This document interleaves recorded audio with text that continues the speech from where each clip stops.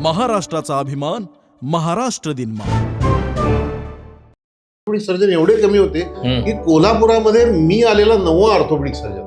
आज जवळजवळ 150 orthopaedic surgeon आहेत. मी असं म्हणजे ते 95 या काळामध्ये कोल्हापुरातलं एकूणच वैद्यकीय क्षेत्र इतकं दैदिप्यमान पद्धतीनं पुढे गेलं की त्यांनी असं म्हणणं म्हणजे चुकीचं ठरेल, पण सांगली मिरजेला मागं टाकलं का असं म्हणायला काही हरकत नाही. तर अनाटॉमी विषयासाठी प्रेत असायची, तर त्या प्रेताच्या गुडघ्यावर ती जाऊन मी ते दुर्बीण घालून मी प्रॅक्टिस करायचो. पण हा सगळा घोळ चालला किती वर्ष, 1-2 वर्ष अजून चालला. का चालला? कारण व्हिडिओ कॅमेऱ्याचा शोध लागला नव्हता. मोबाईलवर दुचाकीवर बसून जी माणसं मोबाईल चालवत जातात ती लोकांचे ऍक्सिडेंट प्रचंड प्रमाणात होतात. म्हणजे खरं सांगायचं मी ऑर्थोपेडिक सर्जनना सगळ्यात नाही रीच कोणी केला असेल, श्रीमंत कोणी केला असेल, ते दुचाकीवरनं मोबाईल घेऊन फिरणाऱ्या लोक. अपघाताच्या कारणांमध्ये मला तर खरोखर असं वाटतंय की लोक दारू पिऊन वाहनं चालवतात. की पूर्वी 50 वर्षापूर्वी ना पेशंटही खूप छान डॉक्टरांशी वागायचे आणि डॉक्टर पण पेशंटशी खूप छान वागायचे. त्यांचं एकमेकांच्यावर प्रेम होतं. महाराष्ट्राचा अभिमान, महाराष्ट्र दिनमा. नमस्कार, मी विजय चोरमारे. महाराष्ट्र दिनमानमध्ये आपलं मनपूर्वक स्वागत आहे. आज आपण बोलणार आहोत डॉक्टर PG कुलकर्णी यांच्याशी. कोल्हापुरातले प्रख्यात अस्थिरोग तज्ज्ञ म्हणून PG कुलकर्णी यांची ओळख आहे. कोल्हापूरात नाही तर महाराष्ट्रात वेगवेगळ्या ठिकाणी अनेक महत्त्वाच्या ठिकाणी ते उपचारासाठी शस्त्रक्रियांच्यासाठी जात असतात. अस्थिरोग या विषयामधले राष्ट्रीय पातळीवरचे एक जाणकार तज्ज्ञ डॉक्टर म्हणून त्यांना ओळखलं जातं आणि 4 दशकाहून अधिक काळ ते या क्षेत्रात काम करतायत. त्यात नुसतं एक सर्जन म्हणून काम करण्याव्यतिरिक्त त्या पलीकडे जाऊन काही नवीन या क्षेत्रात आपलं योगदान असावं त्या दृष्टीने त्यांनी काम केलेलं आहे. त्याचबरोबर डॉक्टरांची दुसरी ओळख आहे ती म्हणजे ते उत्तम लेखक आहेत. म्हणजे कथा, कादंबरी, ललित लेखन असं विविध प्रकारचं लेखन त्यांनी केलेलं आहे. त्यांच्या साहित्यकृतींना राज्य सरकारच्या पुरस्काराबरोबरच राज्य आणि विभागीय पातळीवरची अनेक महत्त्वाचे पुरस्कार मिळालेले आहेत. म्हणजे त्या अर्थानं लेखक म्हणूनही ते मराठी वाचकांना चांगले परिचित आहेत. वैद्यकीय पेशात काम करताना सुद्धा एक सामाजिक बांधिलकीची भावना ठेवून काम करतात. अनेक सेवाभावी संस्थांशी जोडून घेऊन ते उत्तम रीतीनं काम करत असतात. या संस्थांना मदतीचा हात देत असतात. पर्यावरणावर त्यांचं विशेष उल्लेखनीय प्रेम आहे. त्या दृष्टीने त्यांचं काही छोटी मोठी कामं सुरू असतात आणि वैद्यकीय क्षेत्रात अध्यापनाचं कामसुद्धा त्यांनी दीर्घकाळ केलेलं आहे. तर असं हे अष्टपैलू म्हणता येईल असं हे डॉक्टर PG कुलकर्णी यांचं व्यक्तिमत्व आहे.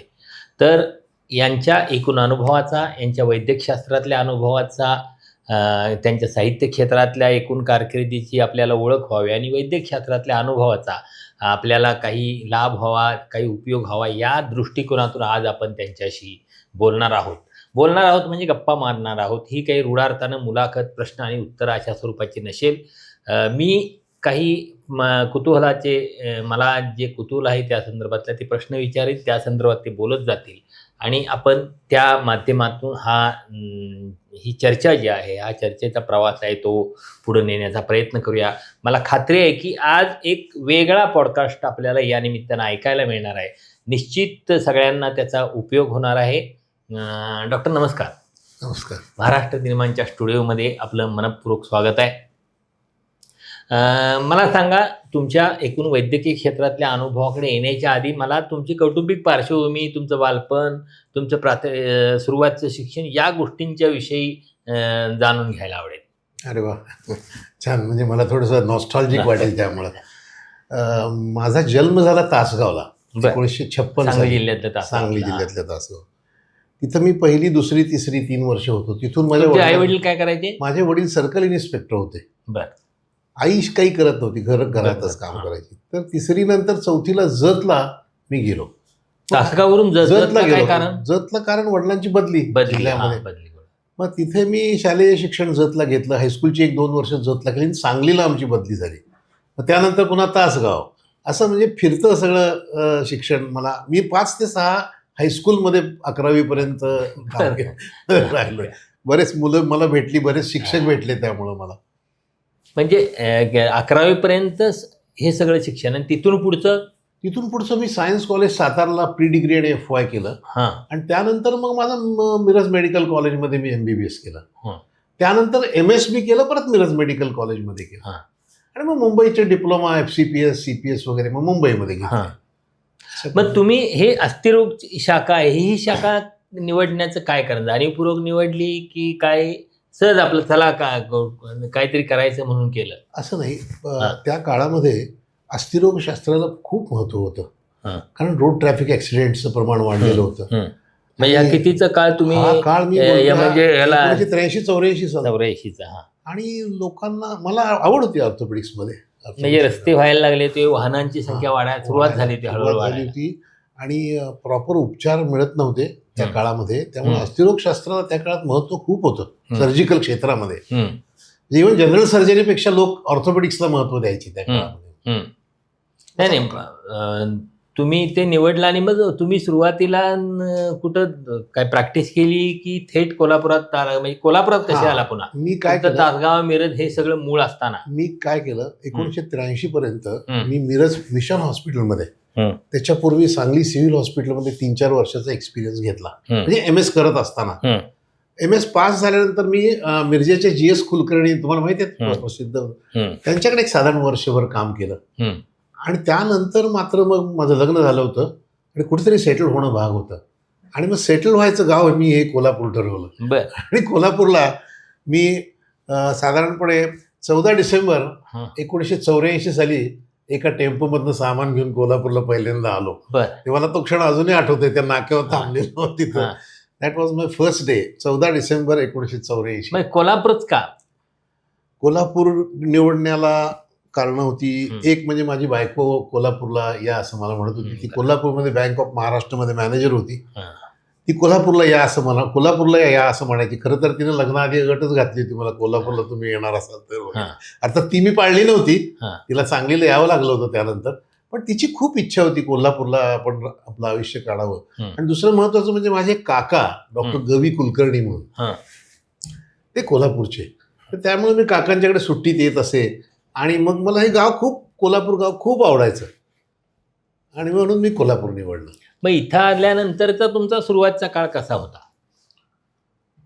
नाही, इथं मी आलो ते सुरुवातीला मी भौसिंगजी रोडला माझं कन्सल्टिंग चालू केलं. बरं. आणि मी CPR हॉस्पिटलमध्ये मेडिकल ऑफिसर म्हणून काम केलं. आमचा बॉन्ड होता त्यावेळेला 2 वर्षाचा.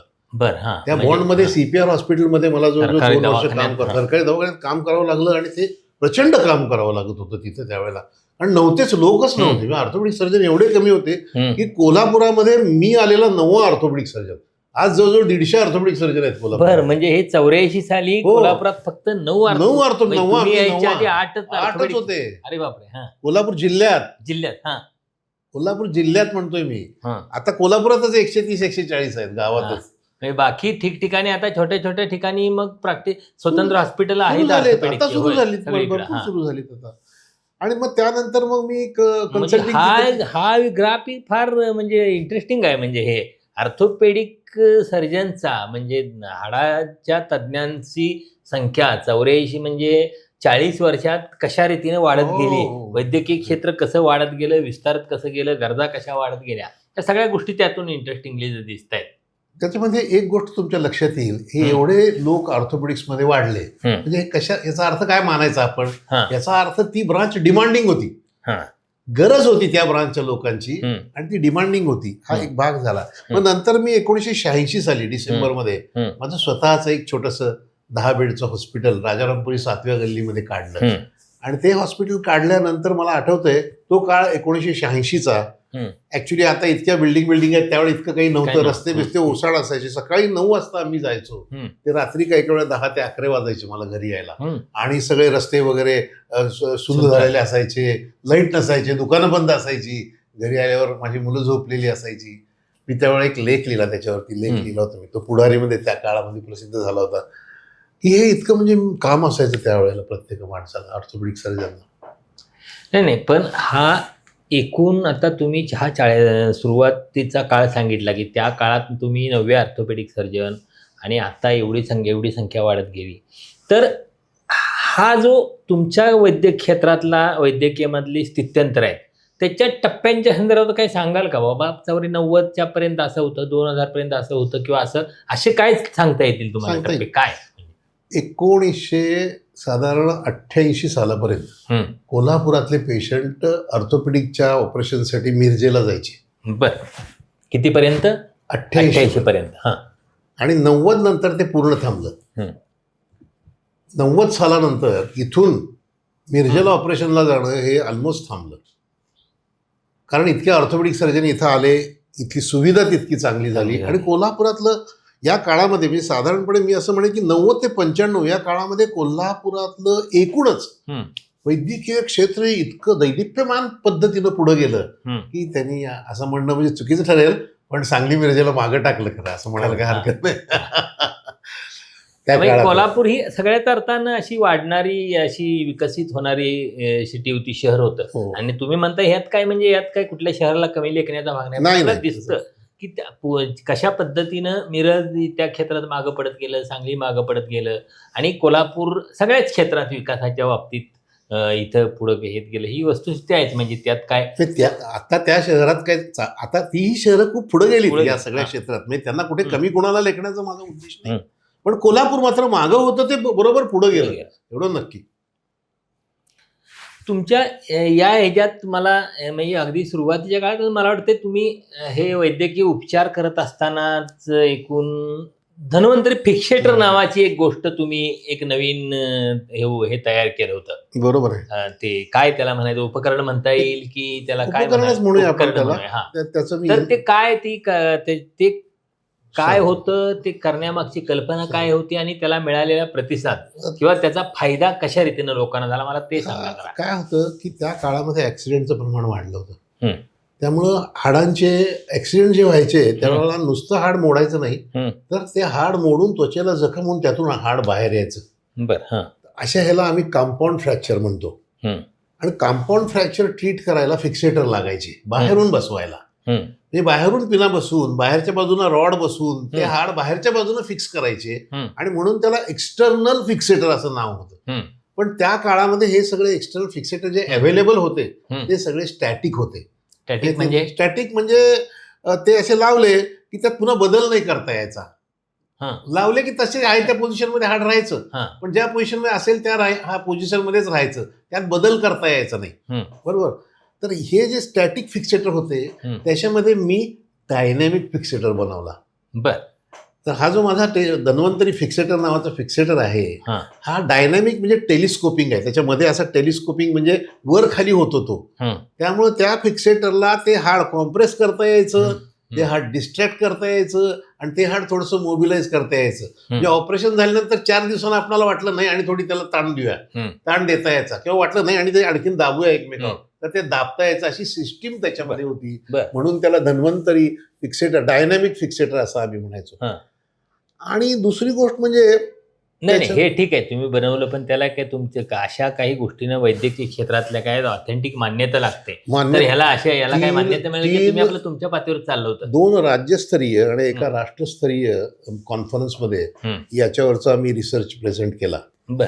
एकदा सोलापूरला केला, एकदा मिरजेला केला, आणि त्यानंतर western India regional orthopaedic conference म्हणजे ज्याला विरॉक म्हणतो, इंडियन म्हणजे तो नॅशनल कॉन्फरन्स, त्याच्यामध्ये मी हा पेपर प्रेझेंट केला आणि त्याला बेस्ट पेपर अवॉर्ड मिळाला त्या वर्षी.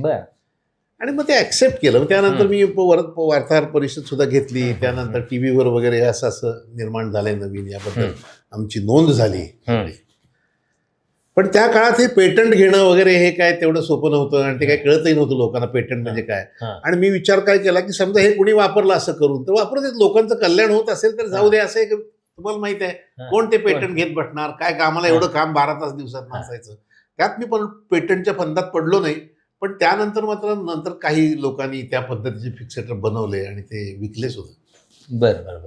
तुम्ही किती फिक्सेटर बनवले असतील असे? नाही, तुम्ही तुमच्या पेशंट माझ्या तर मी माझ्या आयुष्यभरामध्ये माझा लावलाय फिक्सेटर धन्वंतरीच लावलाय मी, because it was multi faceted fixator. याला मी ह्युमरस लावला, दंडाच्या हाडाला लावला, मांडीच्या हाडाला लावलाय कंपाऊंड फ्रॅक्चर मध्ये, पायाच्या म्हणजे हाडाला फक्त लावलंय. गुडघ्याच्या वगैरे असं हाताच्या एवढ्या हाडाला- पुरता तर नव्हता कसं गुडघ्याचा संबंधच नाही. हा. आपली लांब हाडं असतात ती हा, कुठलंही हाड कुठल्या? मोडलं आणि ओपन हा. झालं, जखम झाली की त्याला फिक्सेटर लागतो. तो मी माझाच फिक्सेटर धन्वंतरी फिक्सेटर लावला. इव्हन हाताला सुद्धा मी तो फिक्सेटर लावला. कित्येक पेशंट्स बरे केले. त्यावेळेला हे इनोव्हेशन होणं गरजेचं होतं की जे फिक्सेटर कॉम्प्रेस करू शकेल, हाडाला डिस्ट्रॅक्ट करू शकेल आणि डायनमाइज करू शकेल. चालता येत होतं पेशंटला. माझे पेशंट ते फिक्सेटर लावून रिक्षा चालवायचे, रोजचं जेव्हा पैसे कमवायचे. फिक्सेटर एक नावी होता, तो हजामती करायचा, मी जायचो त्याच्याकडे कटिंग करायला. ते फिक्सेटर लावलेलं असायचं त्यानं कटिंग करायचं मला. This was really good thing for me, मला आवडलं ते. तुमच्या या याच्यातलं जे माहिती आहे अनेकांना की गुडघ्यावरची बिनटाकायची शस्त्रक्रिया या विषयामध्ये तुम्ही मला वाटतं एकूण दक्षिण महाराष्ट्र आणि उत्तर कर्नाटकातले एक पहिले तज्ज्ञ आहात की ज्यांनी या प्रकारच्या शस्त्रक्रिया केल्या आणि अशा शेकडो हजारो शस्त्रक्रिया तुम्ही केल्या असतील. तर मला त्या संदर्भात काय सांगा, म्हणजे हे गुडघ्यावरची बिनटाकायची शस्त्रक्रिया काय आली, कशासाठी उपयोगी आली, तुम्ही त्यासाठी काय शिकला आणि त्याचा उपयोग काय झाला रुग्णांना किंवा या पश्चिम महाराष्ट्राला? नाही, हा खरोखर फारच महत्त्वाचा प्रश्न आहे आणि माझं आयुष्य ज्या कारणाकरता खर्च केलं मी, खरं म्हणजे तारुण्य सगळं यात घालवलं. याचं कारण असं की गुडघ्यामध्ये पूर्वी गुडघा ओपन करून सर्जरी करायची आणि गुडघ्याच्या आतल्या चकत्या फाटल्या असल्या तर त्या सगळ्या चकत्या ते त्या काळात काढून टाकत होते. त्यामुळं गुडघ्याला मोठी इजा होत होती आणि माणसं निकामी बरीचशी होत होती. ओपन ऑपरेशन गुडघ्याचं करणं हे बरोबर नव्हतं, हे मला अगदी पहिल्यापासून माहीत होतं. परंतु त्यावेळेला अजूनही फायब्रो ऑप्टिक स्कोपचा शोधच लागला नव्हता. त्यामुळं काय करणार, पर्यायच नव्हता. मग त्यानंतर तो फायब्रो ऑप्टिक स्कोप म्हणजे ज्याला आपण टेलिस्कोप म्हणतो त्याचा शोध लागला. तो शोध लागल्या लोकांनी काय केलं, ते स्कोप घेऊन जपानमध्ये सुरू झालं, मग अमेरिकेत सुरू झालं. मग त्या स्कोप मधनं असं गुडघ्यात बघायचं आणि मग लाईट सोडायचा त्या स्कोप मधनं, डोळे लावायचा त्याला आणि मग त्याची अशी शस्त्रक्रिया बाजूनं करायची. असं सुरू झालं. हे कुठं बाहेरच्या देशात? बाहेरच्या देशात सुरू झाले, भारतात सुरू झाले, भारतात सुद्धा सुरू झाले. मी करत होतो. बरं. पण जिवंत माणसं आणून कोण मला करू देतील, भोकं घालून ते घालून करायला देतील. मग मी काय केलं, वेणुताई मेडिकल कॉलेजमध्ये मी त्यावेळेला मानद प्राध्यापक होतो, दसरा चौकात. तिथं अॅनाटॉमी विषयासाठी प्रेत असायची. तर त्या प्रेताच्या गुडघ्यावर ती जाऊन मी ते दुर्बीण घालून मी प्रॅक्टिस करायचो. बर. असं तासन मी ते प्रेतांच्या बरोबर प्रॅक्टिस करायचो की ते कसं दिसतंय, काय करायचं काय नाही. पण हा सगळा घोळ चालला किती वर्ष, 1-2 वर्ष अजून चालला. का चालला? कारण व्हिडिओ कॅमेऱ्याचा शोध लागला नव्हता. मग व्हिडिओ कॅमेऱ्याचा शोध लागला. मग व्हिडिओ कॅमेरे यायला लागले महाराष्ट्रामध्ये, भारतामध्ये बाहेरून. ते सगळे बेकार, म्हणजे ते व्हिडिओ कॅमेरे म्हणजे ते सगळे काय देशात सावली दिसते तसं नाही, चांगले होते, म्हणजे ते चालत होते त्याला, पण किमती भरमसाठ होत्या. मी माझा पहिला व्हिडिओ कॅमेरा 1987-88 साली 1,80,000 खरेदी केला. त्या काळात विचार करा तुम्ही, 1,80,000 रुपये घातले मी त्या कॅमेऱ्यासाठी. का तर मला हे शिकायचं होतं, मला हे बघायचं होतं, करायचं होतं. आणि मी ज्यावेळेला MS केलं त्यावेळेला आमच्या पुस्तकामध्ये आर्थ्रोस्कोपीवर एक फक्त पान होतं. बर. काहीही नव्हतं त्याच्याशिवाय, एक पान होतं फक्त आर्थ्रोस्कोपीवर. त्यानंतर हे सगळं आर्थ्रोस्कोपी सुरू झाली, कारण शोधच नव्हते त्यावेळेला लागलेले. म्हणजे मला वैद्यकीय अभ्यासक्रमाच्या बाहेरचं, सिलेबसच्या बाहेरचं सगळं होतं. आमच्या सरना म्हणजे आमच्या गुरुजींना आर्थ्रोस्कोप म्हणजे काय माहितच नव्हतंच त्यांच्या काळात. तर त्यांनी तर काय करायचं. मग व्हिडिओ कॅमेरा आणल्यावर तो व्हिडिओ कॅमेरा विकत घेतला, व्हिडिओ कॅमेरा लावून मग ऑपरेशन्स करायला सुरुवात केली. आणि मग पहिल्यांदा मुंबईला मी आपले मुंबईचे ते फेमस अनंत जोशी माझे मित्रही आहेत ते, आणि त्यांच्याकडे मग मी काही दिवस थांबलो. पहिलं बेसिक काय आहे ते मी बघितलं, त्या पद्धतीने मी करायला सुरुवात केली. आणि मग मात्र मी हळूहळू त्याच्यामध्ये त्या क्षेत्रात पुढे गेलो. मग मला स्वीडनचे एरिक्सन नावाचे प्रोफेसर भेटले एका कॉन्फरन्समध्ये. मी त्यांना रिक्वेस्ट केली की सर इथं आम्हाला शिकायला मिळत नाही, काय करू? ते म्हणजे तू ये स्वीडनला, मी शिकवतो. मग केरोलिन्स्का इन्स्टिट्यूटला मी 1994 साली गेलो, स्वीडनमध्ये. आणि मग तिथं केरोलिन्स्का इन्स्टिट्यूटमध्ये मला त्यांनी फॉरेन रिसर्चर म्हणून छान राहायला जागा देऊन एरिक्सन सरनी मला खूप काही तिथं त्यांनी शिकवलं. त्यानंतर मी परत आलो आणि मग मात्र मी गुडघ्याच्या लिगामेंटच्या रोपणाची शस्त्रक्रिया करायला कोल्हापुरात पहिल्यांदा सुरुवात केली. आणि त्या शस्त्रक्रियेला पाहुणा म्हणून बोलवला तो म्हणजे एरिक्सन स्वीडनचा. आणि स्वीडन स्वतः सर इथं आले होते एरिक्सन, आणि त्यांनी त्याचं उद्घाटन केलं माझ्या हॉस्पिटलमध्ये ACL रिकन्स्ट्रक्शन. आणि त्यानंतर हजारो ACL रिकन्स्ट्रक्शन्स मी मुंबईला जाऊन केली, सांगलीला जाऊन केली, कराडला जाऊन केली, कर्नाटकात केली, गोव्यात केली. जवळजवळ 4,000 ACL रिकन्स्ट्रक्शन्स मी त्यानंतर केले. आणि आर्थ्रोस्कोपी तर काही 7-8 हजार केले असतील आतापर्यंत.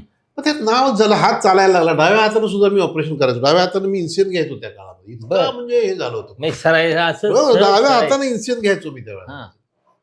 आणि इतकं म्हणजे ते, आणि त्या काळात कोणी नव्हतं, त्यामुळं मला एवढा एक म्हणजे मान मिळाला, पैसा मिळाला, प्रसिद्धी मिळाली, प्रेम मिळालं. कारण लोकांना एक गोष्ट सांगू का तुम्हाला, छोटी सांगा ना, आवश्यक. एक पैलवान होता वडगावचा. कोण? वडगावचा पैलवान होता. आणि कुस्ती खेळताना त्याला आतमध्ये बारीक फ्रॅक्चर झाली आणि 2-3 हाडाच्या गाठी तयार झाल्या सांध्यात. आणि त्या 2-3 गाठी ज्या तयार झाल्या सारखा त्याला त्या अडकायच्या आणि दुखायचं, अडकायच्या आणि दुखायचं.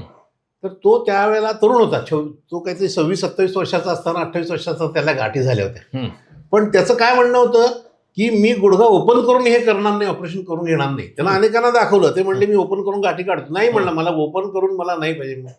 तो वाट बघत होता की कधीतरी दुर्बिणीचा शोध लागेल आणि दुर्बिणीतनं ओपन न करता या गाठी काढता येत. वयाच्या साधारण 76व्या वर्षी हा माणूस माझ्याकडे आला. का आला तर वर्तमानपत्रात मी अमेरिकेतनं आलो आणि गुडघ्याची दुर्बिणीतनं शस्त्रक्रिया करण्याचे तज्ज्ञ म्हणून ते आलं होतं, ते छापून आलं होतं. म्हणून ते बघून ते मला घेऊन आला कागदाची चिठ्ठी. तर म्हणला माझे 3 गाठी आहेत म्हणला, की तुम्ही दुर्बिणीनं काढणार असला तर काढा म्हटला. 76 वर्षाचा माणूस, मी दुर्बिणीतनं ऑपरेशन केलं, त्याच्यात ते 3 गाठी काढल्या.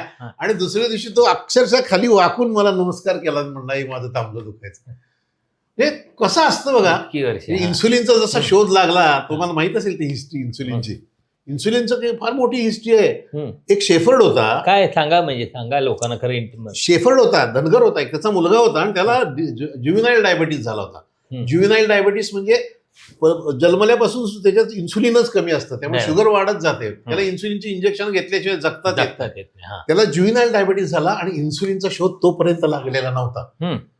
मग तो दुःखी व्हायचा, माझा मुलगा जाणार. तेव्हा त्याचा एक मित्र होता, तो त्याला सांगायचा, अरे असं समजू नकोस तू, काही सांगता येत नाही, काळ बदलेल आणि एखाद्या अशा औषधाचा शोध लागेल की जे दिलं तर तुझा मुलगा वाचू शकेल. आणि 2-1 वर्षातच इन्सुलिनचा शोध लागला आणि त्या मुलाचा जीव वाचला आणि तो मुलगा पुढे मोठा झाला.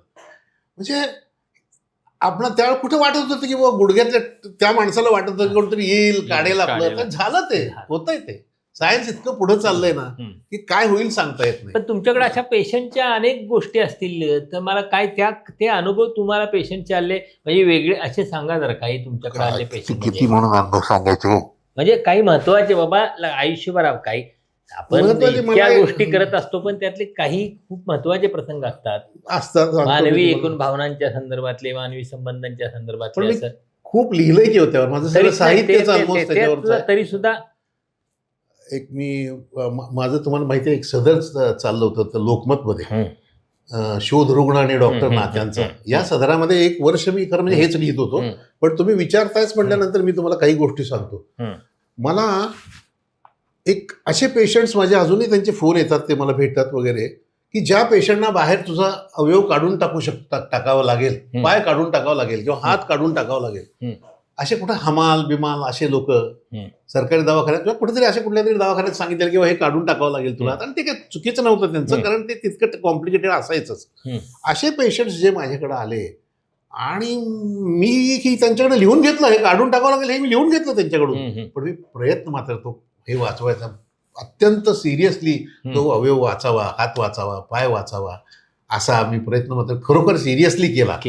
तन मन धन अर्पण केला आणि त्यांचे अवयव वाचले, हात वाचला, कुणाचा पाय वाचला. आणि ही माणसं हमारी बिमारी करणारी होती. तर ज्या वेळेला हीच माणसं परत माझ्याकडे मला सांगायची की डॉक्टर तुम्ही माझा हात वाचवलात आणि म्हणून मी आता परत हमाली करायला लागलोय, मी पैसे मिळवायला लागलोय, तेव्हा खरं तृप्त होतो, तुम्ही आनंदी होतो. हा एक भाग झाला. दुसरा भाग म्हणजे तुम्हाला माहिती आहे अपंगांच्या जीवनामध्ये केवढं मोठं काम आहे. त्या नसीमा दिदींच्या त्या म्हणजे जवळजवळ हेल्पर्स ऑफ द हँडिकॅपच्या ऑलमोस्ट भारतातल्या 3 स्टेटमध्ये त्यांची नोंदणी होती, 3 स्टेटची नोंदणी होत होती. आणि शेकडो अपंग मुलांना आम्ही चालवलं, ज्याला चालता लोळत होते, खरडत जात होते, धडपडत होते, ट्रॅव्हलिंग करत होते, ती माणसं चालायला लागली. आणि बऱ्याच मुलींची लग्न झाली. तुम्ही हे त्यांना मला वाटतं हेल्परचं काम हे सेवाभाव म्हणजे चॅरिटी म्हणून मोठ्या प्रमाणावर केलं हे खरंच आहे. 50% घेत होतो मी त्यांच्याकडनं. बाहेर जर 4,000 घेत असतील तर 2,000 रुपये घेत होतो. ते सुद्धा कसे 2,000 रुपये कसे की ती संस्था पैसे थोडी द्यायची. आम्ही 2,000 कमी केले 4,000 मधले, राहिले 2च. मग संस्था 1,500 द्यायची, तर आई वडील त्याचे 500 रुपये द्यायचे. असं सगळे मिळून ते कोष्टक जमवायचं, करून टाकायचं. ते पोरगं चालायला लागायचं. अशा पद्धतीनं ते काम केलं. फार फार मोठं काम केलं खरं तर. फार म्हणजे त्या मुली आहेत ना ज्यांची लग्न झाली आणि ना मुली झाल्या, त्यांना मुलं झाली, ती पेशंट माझ्याकडे त्यांची मुलं दाखवायला घेऊन येतात. हे बघा मला मुलगी झाली, हे बघा मला मुलगा झाला. तुम्ही त्यावेळेला माझं ऑपरेशन केलं नसतं तर मला आता हे झालंच नसतं. आणि काही माझ्या पेशंट्स ते काम फार मोठं काम करतात सध्या. मीरा नावाची एक मुलगी आहे, मराठवाड्यामध्ये सोशल वर्क म्हणजे इतकं जबरदस्त करते आता. 80 मुलं की जे शेतकरी मेले, जीव दिला, त्यांची 80 मुलं ती स्वतःच्या खर्चानं मोठी करते. त्यातली कित्येक मुलं इंजिनियर झाली, डॉक्टर झाली, नोकऱ्यांना लागली. तुमच्याकडून बरी होऊन गेलेली, चालता येत नव्हतं तिला. मीरा नावाची मुलगी आहे. खूप म्हणजे असे खूपच आहेत. म्हणजे एक एक नाव सांगायचं झालं पण त्याचा प्रातिनिधिक म्हणजे ही मला मीरा वाटते त्याच्यातली. कोण येतो तिचा मला आज म्हणा. तर मला एक प्रश्न विचारायचा आहे तुम्हाला की आता काळ बदलतोय, सगळं प्रचंड वेग वाढला, बट जगण्याचा वेग वाढलाय माणसाच्या. त्यानुसार ईर्ष्या वाढले, स्पर्धा वाढले, त्याबरोबर रस्त्यावरची वाहनं वाढलेत, रस्ते गुळगुळीत झालेत. आणि हे सगळं वेगवान त्या वेगाबरोबर अपघाती आलेत. ती गोष्ट स्वाभाविक आहे. वेगाबरोबर अपघात येणं हे खरं ते व्हायला नको. ती अधिक सुरक्षितताच्या दृष्टीनं रस्त्यावर असेल, वाहनावर असेल किंवा वाहन चालकांच्या अनेक पातळ्यांच्यावर काम करण्याची गरज आहे. पण शेवटी अपघात हा अपघात असतो, त्यामुळे आपण त्याच विरोध काय. पण एकूण ह्या आर्थोपेडिक म्हणजे अस्थिरोग या विषयाच्या संदर्भात अलीकडच्या काळातले मेजर प्रॉब्लेम काय आहेत तुम्हाला जाणवणार आहे? मेजर प्रॉब्लेम, सगळ्यात महत्वाचे मेजर प्रॉब्लेम म्हणजे पूर्वी जे ऍक्सिडेंट होत होते ना, त्यावेळेला एखादा पाय मोडायचा, एखादा फार फार तर हात मोडायचा. पण आता जे ऍक्सिडेंट होतात ना, हे म्हणजे मल्टी सिस्टमिक प्रॉब्लेम्स निर्माण होतात. म्हणजे कुठेतरी लिव्हर फाटली आहे, स्प्लीन फाटली आहे, त्याचबरोबर कुठेतरी पायाची पण 1-2-3 हाडं, एक हाड नाही 2-4 हाडं फ्रॅक्चर झाली. पुन्हा तोंडाचं पण इथं काहीतरी मॅग्जिलला फ्रॅक्चर झालंय, हेड इंजुरी झाली आहे. म्हणजे जो याला आम्ही पॉलिट्रॉमा म्हणतो. पॉलिट्रॉमा, ह्या पॉलिट्रॉमाचं हे खूप म्हणजे हे वाढलेलं आहे. कारण हल्लीचे जे ऍक्सिडेंट्स आहेत ते पूर्वीच्या कशामुळे म्हणजे असं काय फरक पडला? म्हणजे हे पूर्वीच्या थोडं लागत होतं, आता जास्त ह्याचं काय कारण काय? याचं कारण पूर्वी कमी वाहनं रस्त्यावरून फिरत होती, जात होती, वेग कमी होते त्या वाहनांचे. आता वेग वाढले, भीषण अपघातांची वाढले, अपघात वाढले, वेग वाढले. आणि एकाच वेळेला समजा एखादी मोटार थटली तर एक नाही, त्याच्यावर 10 मोटारी एकमेकाला तटायला लागल्या. तुम्ही बघत असाल या हायवेवरचे जे ऍक्सिडेंट्स आहेत ते इतके भीषण ऍक्सिडेंट असतात की पूर्वी तसे ऍक्सिडेंट होत नव्हते. एखाद्याला हे लागायचं, पायाला लागायचं, फार फार फ्रॅक्चर व्हायचा, कंपाऊंड फ्रॅक्चर व्हायचं, 1-2 हाडं फ्रॅक्चर व्हायची. पण आता बरगड्यानाही लागले, वरतीही लागले, इकडेही लागले. म्हणजे माणूस खाड खाड खाड खाड 10-15 ठिकाणी आपटूनच तो खाली पडतोय. इतका वेग वाढलाय, वेग वाढलाय. आणि त्यामुळे ही सगळी माणसं मॅनेज करायची म्हणजे. आणि म्हणून तर आता सध्या तुम्हाला माहित असेल की हायवेवर जी हॉस्पिटल्स आहेत त्यांना कंपल्सरी केलंय की त्यांच्याकडे ते इमर्जन्सी मेडिसिन म्हणून, म्हणजे जे ऍर्थोपेडिक्सचं हे या ऍक्सिडेंट ट्रीट करण्याचं त्यांच्याकडे सेंटर पाहिजेच. ते असलं तर मान्यता मिळेल तुम्हाला, नाही तर मान्यताच मिळणार नाही. हे कंपल्सरी केलं. नाही, हे एक अपघातांच्या संदर्भातलं झालं. पण दुसरं अपघाताची कारणं काय अलीकडच्या काळात समोर आले? तुम्ही बरेच पेशंट तुमच्याकडे येतात, तुम्ही त्यांच्याशी बोलता. अपघाताच्या कारणांमध्ये मला तर खरोखर असं वाटतंय की लोक दारू पिऊन वाहनं चालवतात. कारण हे मेजर कारण आहे. मेजर कारण म्हणजे तुम्ही जर बघितलं आता कमी झालेत, पण पूर्वी जर तुम्ही बघितले तर हायवे म्हणजे पूर्वी नव्हे, आता हे 2-4 वर्षापर्यंत हायवेवरती तुम्ही बघितले तर बार किती आहेत तुम्ही बघा. हे वाहन नशा थोडीशी करत असताना वाहन चालवण्याचे परिणाम मला जास्त करून मला वाटतात. तुम्ही बघा ना आता होणाऱ्या ऍक्सिडेंटमध्ये चालक बऱ्याच वेळेला थोडे घेतलेलेच असतात. हे घडून याच्याकरता काही गोष्टी म्हणजे मुंबईत अजून ड्रंक अँड ड्राईव्ह सारख्या ज्या मोहिमा चालते याकडे अजून त्या तेवढ्या तीव्रतेने चालवत नाही. नाही. कारण त्याचा एक तो एक परिणाम- भाग आहे. हं. तो एक भाग आहे. दुसरा भाग म्हणजे जे काही नियम वाहतुकीचे आहेत तेच चालवण्याची एक ते जे काही हे पाहिजे की आपण नागरिक म्हणून कसे वाहन काय चालवलं पाहिजे, जबाबदारीनं नाही चालवले जात आणि प्रत्येकाला घाई आहे. होय, आणि ही घाई का आहे हे त्याला विचारलं तर त्याला सांगता येत नाही. बरोबर. कसल्या तो काहीही कशाचं महत्वाचं काय? करणार नसतो. त्यानंतर काय? 5 मिनिटं लवकर पोहोचला तर होय. तरी पण तो का 5 मिनिटं लवकर पोहोचायचा प्रयत्न करतो हे त्याला काय? विचारलं सांगता येत नाही. सांगता येईल. ही घाई आहे काय नडली आहे काय त्याला. आता मोबाईलवर बोलल्यामुळं तर तेच काय मोबाईल- त्याचे ते मोबाईल- प्रमाण काय आहे मला सांगा. मोबाईल भयंकर म्हणजे कारण अलीकडे दिसतं की मोबाईलवर बोलताना रस्त्याने चालवतात तो धडकला किंवा गाडी चालवताना मोबाईल वापरत होता किंवा हे त्याचं काय प्रमाण आहे? मोबाईलवर विशेष करून मोबाईलवर दुचाकीवर बसून जी माणसं मोबाईल चालवत जातात ती लोकांचे ऍक्सिडेंट प्रचंड प्रमाणात होतात. प्रचंड प्रमाणात होतात. म्हणजे खरं सांगेल मी ऑर्थोपेडिक सर्जनना सगळ्यात का नाही रीच कोणी केला असेल, श्रीमंत कोणी केला असेल बरं. ते दुचाकीवरनं मोबाईल घेऊन फिरणाऱ्या लोकांना. त्यामुळे तुमचे आमच्या आश्रयदाते आहेत ते. वाईट आहे खरं हे असं. पण ते भयंकर वाईट, खरं ते भयंकर वाईट आहे, अत्यंत भयंकर वाईट. हे लोकांना कळत असून सुद्धा अत्यंत बेजबाबदारपणे हे भयंकर, लोक भयंकर म्हणजे वाईट. आम्ही सुद्धा खूप त्या संदर्भात मोहिमा चालवल्या खूप, पण काही फरक पडत नाही कोणाला. म्हणजे नाही फार कामानेच मोबाईल पकडून एका हातानं मोबाईल हातानं पकडून कसं फिरतात, एक युटर्न घेतात, लेफ्ट साईडनं पलीकडे जायला बघतात, काहीच त्याचं राहिलेलंच नाही. हा एक भाग त्याच्यामध्ये आहे. तर आता हा अस्थिरोगाच्या संदर्भातला एक महत्वाचा भाग तुमच्या एकूण प्रवासातला मला वाटतं झाला. आणखी काही तुम्हाला ह्याच्या अनुषंगानं बाबा ही गोष्ट यायला पाहिजे, लोकांना कळायला पाहिजे, काय सांगाल तुम्ही लोकांना? म्हणजे हातीपायी धड राहण्यासाठी काय आपलं लाईफस्टाईल कशी असायला पाहिजे? कारण शेवटी तुम्ही काही असण्यापेक्षा तुमच्या पायावर तुम्ही उभे आहात. या इतकी श्रीमंती दुसरी कुठलीही कुणाची असू शकत नाही.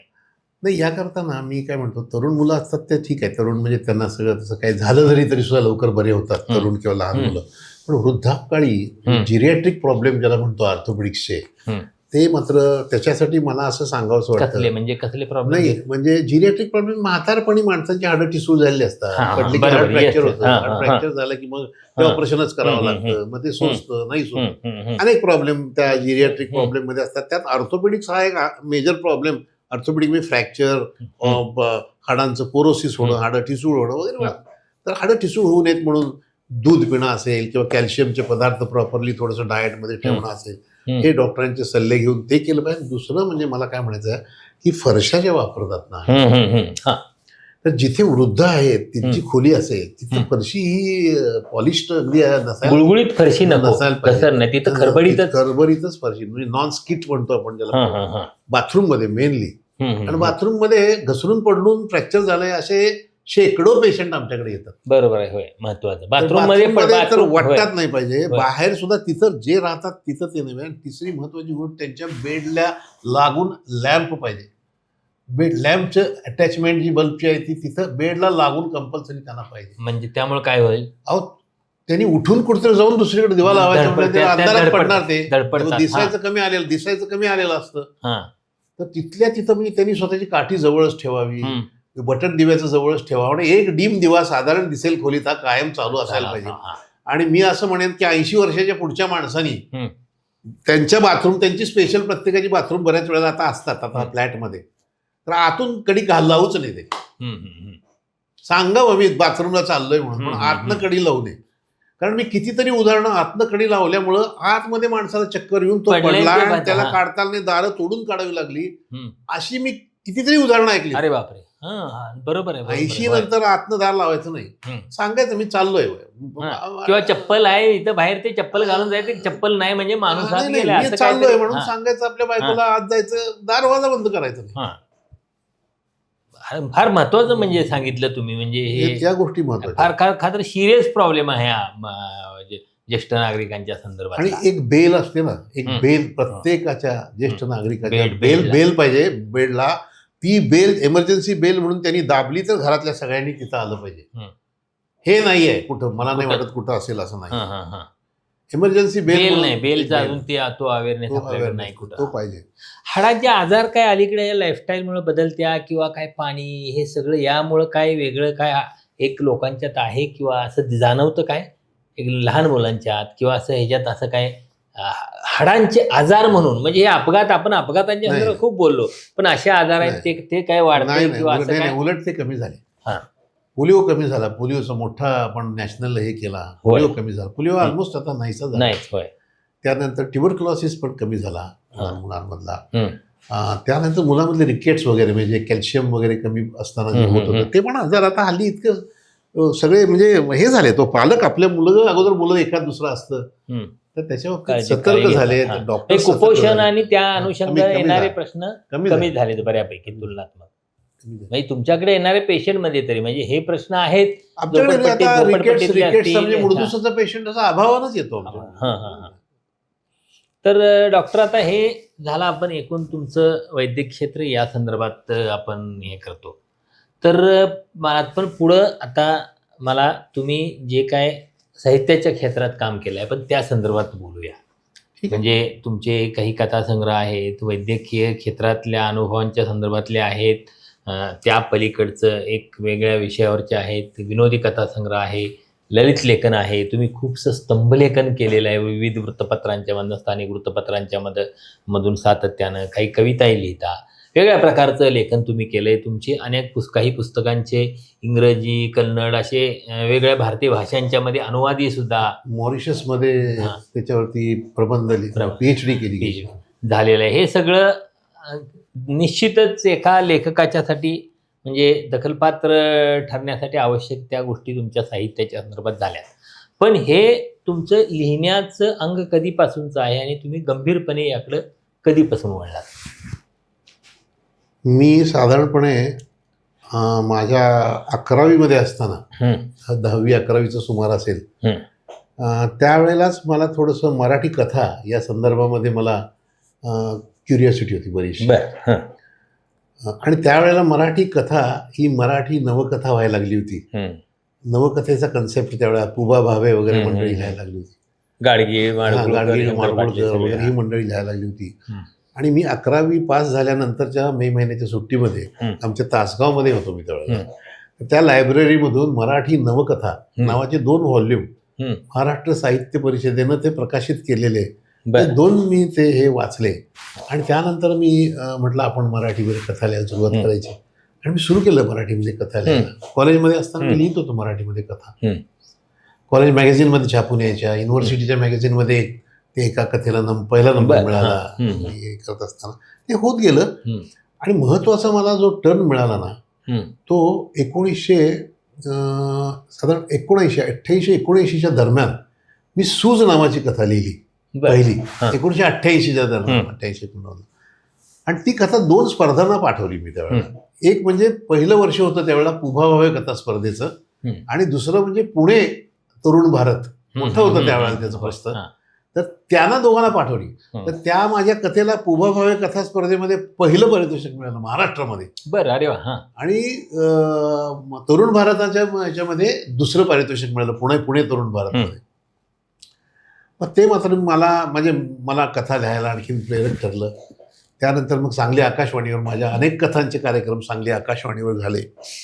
आणि त्यानंतर मी लिहित गेलो आणि त्याचा संग्रह मात्र पहिला प्रकाशित झाला तो 1987 साली कोल्हापूरमध्ये. तो संग्रह प्रकाशित लेपर नावाचा प्रकाशित झाला. हे लेपरच्या कथा सगळ्या वृत्तपत्रामध्ये वगैरे आलेल्या दिवाळी अंक वगैरे आलेले. वैद्यकीय पेशाही संबंधित होत्या लेपर होत्याच त्या. कारण तो काळ कसा होता माहिती आहे का की मी एक तरुण मुलगा आणि ते सांगली सिव्हिल हॉस्पिटलचं सगळं वातावरण म्हणजे त्या कथा संग्रहामध्ये ज्या कथा आहेत त्याला ती भौगोलिक भूमिका आहे ती म्हणजे सांगलीचं ते सगळं ते वऱ्हांड्यामध्ये पेशंट झोपलेले. त्या काळामध्ये इतके पेशंट्स यायचे. स्पेशल हॉस्पिटल कमी होती. सगळे सरकारी दवाखान्यात आणि इतके हाल व्हायचे पेशंटचे की मला ते बघून मला खूप वाईट वाटायचं की हे पेशंटचे हाल होत आहेत हे होत आहेत. मग मी काय केली ही सूज कथा जी आहे ना ती वऱ्हांड्यामध्ये झोपणाऱ्या एका पेशंटचं आत्मकथन आहे. आणि ती कथा त्याचं आत्मकथन म्हणूनच ती कथा मी लिहिली आत्मकथनात्मक. आणि ती गाजली कथा खूप. त्यानंतर मी लिहित गेलो. मग ते पहिलं दुसरं माझं पुस्तक प्रकाशित झालं. त्याला गवस सरनी, राजन गवस सरनी प्रस्तावना लिहिलेलं माझा स्वर्गवास माझा नावाचं स्वर्गवास विनोदी कथासंग्रह कथासंग्रह होता. आणि त्या कथासंग्रहाला मला माझ्या कल्पनेमुळे 1994 साली राज्य वाङ्मय पुरस्कार. राज्य पुरस्कार मिळाला, त्याला राज्य पुरस्कार मिळाला. हम्म. त्यानंतर तिसरा एक मी अनुबंध नावाचा कथासंग्रह लिहिला, अनुबंध म्हणून. तो पण रुग्णांच्या आणि डॉक्टरांच्या संबंधांच्यावरतीच आधारित होता. हा.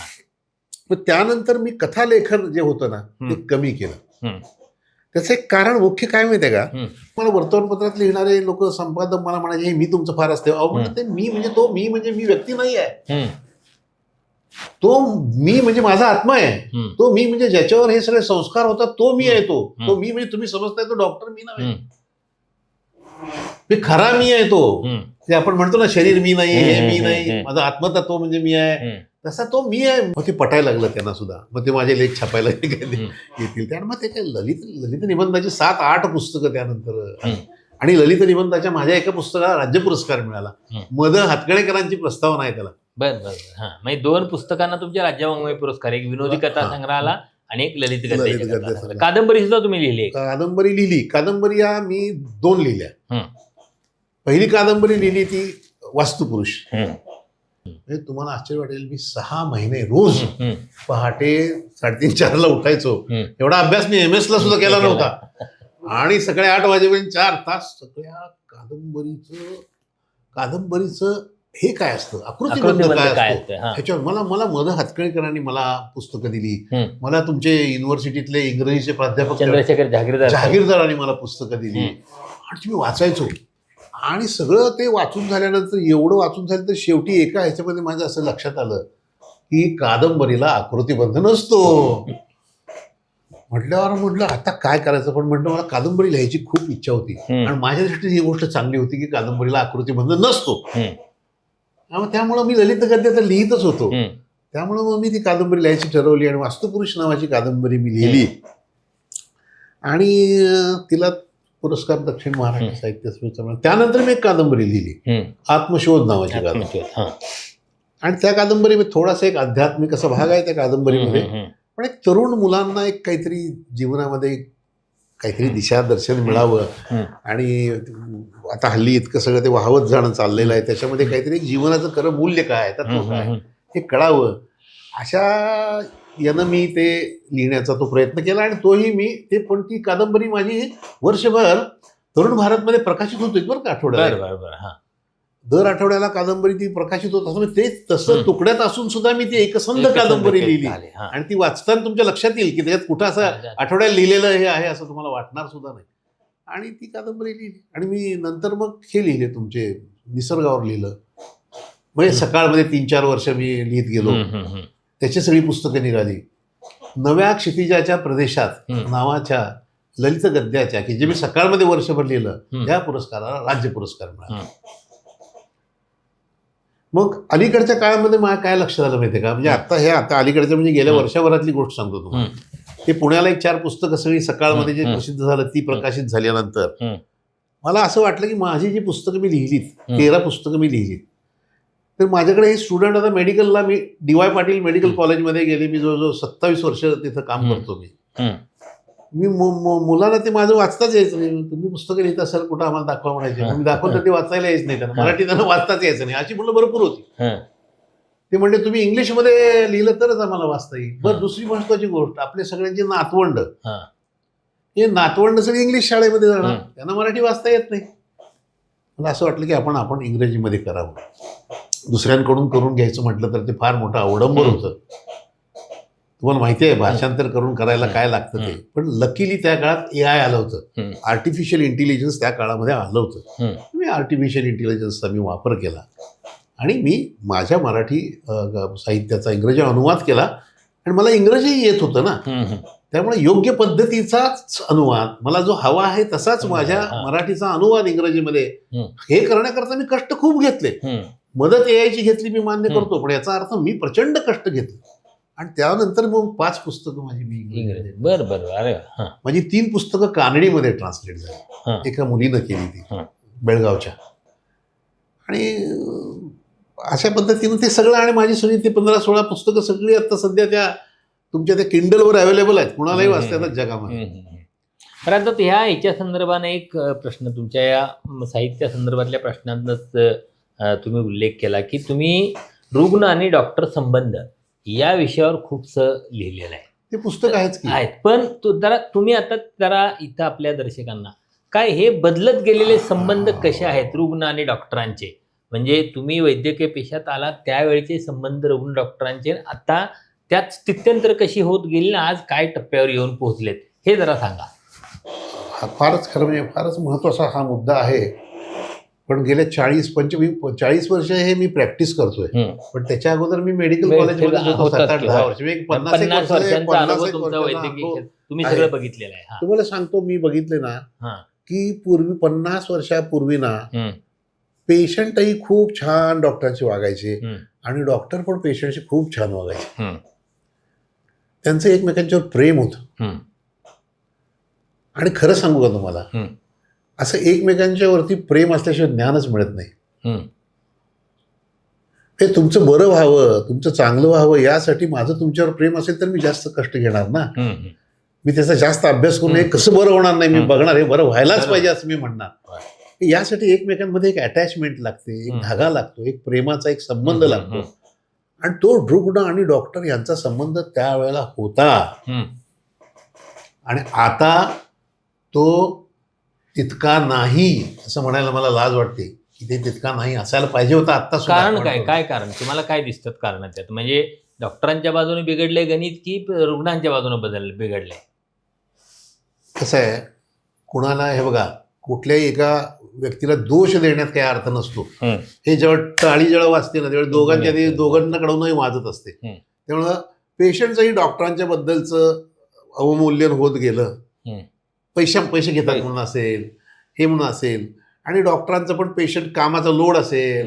आता 50 पेशंट बघितले, 51 बघताना तितकंच गोड बोलता येत नाही, अशा गोष्टी असतात. असं काही तर होत गेलं असेल. पण आता प्रॉब्लेम कुठे आला महत्वाचा, की ज्या वेळेला ही इक्विपमेंट वाढली पेशंट तपासण्यासाठीची, म्हणजे एक्सरे आला, एक्सरे काढला, अल्ट्रासाऊंड काढला, सिटी स्कॅन काढला, MRI काढला, ही मशिनरी ज्या वेळेला वाढत गेली तसा पेशंटचा आणि डॉक्टरांचा डायरेक्ट संबंध जायचा बंद झाला. ते पेशंटला हात सुद्धा न लावता काही वेळेला नुसत्या अशा फिल्म बघून लोक सांगायला सुरुवात करायला लागली. मला कित्येक वेळा असं वाटतं की भले तुम्हाला पेशंटला हात न लावता तुम्हाला ते बघून त्याचं रोग निदान होत असेल हे मी मान्य करतो. अरे तरी पण तुम्ही त्या पेशंटला हात लावा, तो तुमचा स्पर्श त्या पेशंटच्या दृष्टीनं महत्वाचा आहे. हे का डॉक्टरना कळत नाही हे मला समजतं. मी माझ्या आयुष्यात पेशंटला हात लावल्याशिवाय आता रिपोर्ट बघितल्याशिवाय डॉक्टर काही गोळीच देत नाहीत. म्हणजे ज्यावेळी ह्या सुविधा नव्हत्या डॉक्टर सगळं निदान फक्त नाडी बघून किंवा पेशंट डोळे बघून तपासून करायचे. आता डॉक्टर त्या संदर्भात काहीच कुठले काही करत नाहीत. नाही, हे तुमचं म्हणणं अगदी बरोबर आहे. ते तसं माझं म्हणणं आहे ते त्यांनी करायला पाहिजे. त्याचं कारण सांगतो तुम्हाला. हे नक्कीच आहे की ते तसं नुसतं बघून करण्यापेक्षा त्याची इन्व्हेस्टिगेशन अचूक निदानापर्यंत पोहोचण्यासाठी त्याची गरज आहे. पण एक माणुसकीच्या नात्यानं त्या पेशंटला स्पर्श करणं, त्याचे डोळे पिवळे आहेत का नाही बघणं, त्याची जीभ त्याच्यामध्ये ॲनिमिया आहे का नाही बघणं, त्याच्यामध्ये लवचं प्रमाण कमी आहे का नाही बघणं, त्याच्या इथं पल्सला नाडीला हात लावून बाबा अरे नको तू नाडी ती न तू बघ दुसरं ECG काढ, पण ही नाडी तपासते त्याला बघू दे की तुझी नाडी तपासते, पोटाला हात लावून पोट व्यवस्थित आहे का नाही बघायला पाहिजे. हे बघायला पाहिजे डॉक्टरनी. हे बघायचं आता कमी झालंय असं मला पण वाटतंय. आणि बघितलं पाहिजे असं. म्हणजे या स्पर्शातला म्हणजे संवाद कमी झालाय, स्पर्शातला जो संवाद आहे तोही कमी झाला. एक म्हणजे एकमेकांबद्दलचं प्रेम कमी झालंय आणि दुसरं म्हणजे तो स्पर्श संपला की ज्या स्पर्शाच्या स्पंदनात माणसं बरी व्हायची. एकेकाळी डॉक्टर पाठीवर हात ठेवायचे, जवळ घ्यायचे, म्हणायचे अरे मी करतो तुला बरं, काय काळजी करायला लागला जा. तो गेला, तो काळ गेला सगळं. त्या पेशंटचे विश्वासही तेवढा गेला डॉक्टरवरचा आणि तेवढ्या मोठ्या हृदयाचा डॉक्टर सुद्धा आता दिसायला फार कमी. डॉक्टर मोठे नाहीत असं नाही बरं का. डॉक्टर अजूनही डॉक्टर जे मोठ्या पदावर काम करणारे, मोठी ऑपरेशन्स करणारे, स्किलफुल असे डॉक्टर्स आजही खूप चांगले मोठे डॉक्टर्स आहेत. पण त्यांच्यापर्यंत पोचायला सुद्धा गरीब लोकांना शक्य होत नाही. हे कुठंतरी ना मी खरं म्हणजे ते पुस्तक लिहिलं त्या काळात खूप लिहिलं याच्यावरती. काय म्हणजे दखल लोकांनी घेतली बरं का. मला एक फोन आला होता एक बाप जागा झाला म्हणून मी एक कथा लिहिली होती. तर तो मला एक मिनिटात सांगू का कथा सांगा, तुम्हाला? सांगा. हा. बाप जागा झाला म्हणून साधी कथा होती. एक माणूस पोरगा होता. तो पोरगा 8वी पर्यंत चांगला होता. 8वीला त्याला काहीतरी ते प्रॉब्लेम झाला मेंदूचा आणि तो बाद झाला. म्हणजे त्याला कळायचं बंद झालं. डिमायलिनेटिंग डिसीज म्हणतात त्याला. ते झालं. तर तो बाप त्याला म्हणजे त्याला चालायला येत नाही तर त्याला खांद्यावर उचलून तो बाप फिरवायचा. त्याला नेमकं दोन्ही हाताला इथं फ्रॅक्चर झालं. कुणाला? बापाला? बापाला नाही, पोराला. पोराला. पोराला फ्रॅक्चर झाल्यावर त्या बापानं त्याला माझ्याकडे आणून टाकलं. इथं ठेवला, ऍडमिट केला. मला म्हणाला याचं ऑपरेशन करू नका, मी थोडंसं जाऊन चौकशी करून येतो. मी त्याला सांगितलं एवढा खर्च येईल काय, जाऊन बघून येतो म्हणला. 2-3 ठिकाणी कुठे होतंय का काय बरं, नाही नंतर बघा. मग 2 दिवस तो पेरगा तसाच होता तिथे. तिसऱ्या दिवशी तो आला आणि त्याला काय कुठे ते जमलं नाही, पैसे काय फुकट काय कुठं व्हायचं जमलं नाही. तर तो म्हणला काय आपल्याला काही पैसे एवढे नाही, त्याच्याकरता मी ऑलरेडी 2 लाख खर्च केलेत, आता माझ्याकडे पैसे नाहीत. मग मला म्हणाला की डॉक्टर काय होत नाही म्हणला, मी पेशंटला घेऊन जातो म्हटलं. आमच्याकडे काय पैशात नाही, त्याचं काय हे झालं, मी पेशंटला घेऊन जातो म्हणलं. माझं वरती माडीवर पेशंट होता, मी खाली बसलो होतो. आणि तो गेला माणूस वर, त्याने त्या पोराला खांद्यावर घेतला आणि तो वरच्या मजल्यावर एक एक पायरी उतरत खाली यायला लागला. आणि मी तो काय करतोय बघायला म्हणून दारात येऊन त्या जिन्याच्या दारात उभा होतो. त्याची प्रत्येक एक एक पायरी उतरत तो माणूस एवढ्या जाड मुलाला वरनं खांद्यावर घेऊन बघत असताना माझ्या डोळ्यात पाणी यायला सुरुवात झाली. मी इतका भारावून गेलो की त्याला मी जाऊ दिलं नाही. त्याला म्हणत चल माझ्या खोलीत बस तिथं. म्हणे पैसे एक पैसा देऊ नको, म्हणजे मी ऑपरेशन करतो. आणि त्याचं मी नाव लिहिलं बाप जागा झाला. म्हणजे मी जर त्याच्या ठिकाणी बाप असतो तर माझी काय अवस्था झाली असती हे मला आज जाणवलं. आणि मी म्हटलं हे मी फुकट करतो म्हणून बाप जागा झाला असं म्हणलं. आणि तो वाकला, मला पाय फुकट करतो म्हटल्यावर वाकून पाया पडून मी तर वाकू दिला नाही त्याला ताठ उभारून मी मिठी मारली. म्हटलं तू जसा बाप आहेस तसा मी बाप आहे म्हणलं. त्या बाप जागा झाला लेख जळा आला होता. त्यानंतर एका बाईचा मला फोन आला आणि ती फोनवर बोलायच्या ऐवजी रडायलाच लागली. म्हणलं का रडताय तुम्ही, काय झालं काय? अहो म्हणली तुमचा मी आत्ता हा लेख वाचला आणि मला रडूच आवरेना आणि तुम्हाला फोन करावंसं वाटलं म्हणून मी फोन केला. म्हणजे मला म्हणायचं की हे नातं जिवंत राहायला पाहिजे. हे बाकी मी म्हणतोय ना, कुटुंब संस्था उद्ध्वस्त झाली, भाऊ बहिणींचं किंवा आई वडिलांचं हे ते माणसं लांब जायला लागली, अमेरिकेतली पोरं इथल्या आई बापांच्याकडे बघत नाहीत वगैरे, हे सगळं ठीक आहे. पण जोपर्यंत डॉक्टरचं आणि पेशंटचं हे नातं जर प्रेमळ जिव्हाळ्याचं नातं जर जिवंत राहिलं ना, तर कुठल्याही नातेवाईची आवश्यकता नाही त्या पेशंटसाठी, डॉक्टरला. ह्यासाठी हे नातं जिवंत राहणं महत्वाचं आहे. डॉक्टर धन्यवाद. खरं तर खूप या विषयावर खूप बोलता येईल. या संबंधात तुमच्या वैद्यकीय विषयासंदर्भात, डॉक्टर संबंधासंदर्भात किंवा एकूण साहित्यासंदर्भात. पण मला वाटतं या नोटवर आपण थांबूया. तुम्ही इथं आलात, महाराष्ट्र दिनमानसाठी आपला वेळ दिलात त्याबद्दल धन्यवाद.